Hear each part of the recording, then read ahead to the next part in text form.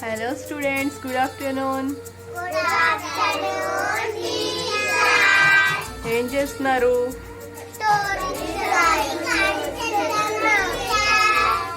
సరే, నేను పిలిచిన వాళ్ళు స్టోరీ చదువుతారా? శ్యామ్ ప్లే. మా ఇంటిలో వంటగది ఉంది.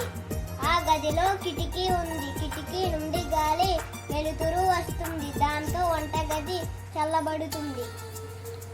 మట్టితో చెట్లు మొక్కలు బతుకుతాయి. మట్టితో ఖనిజాలు లభిస్తాయి.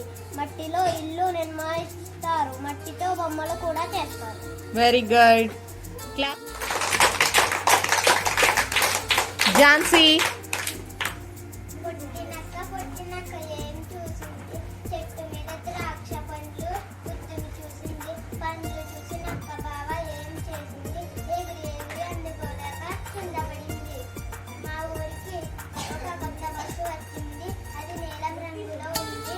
అందరినీ పట్టణానికి తీసుకెళ్ళింది. సాయంత్రం తిరిగి వస్తుంది. Very good. క్లాప్స్ కొట్టండి.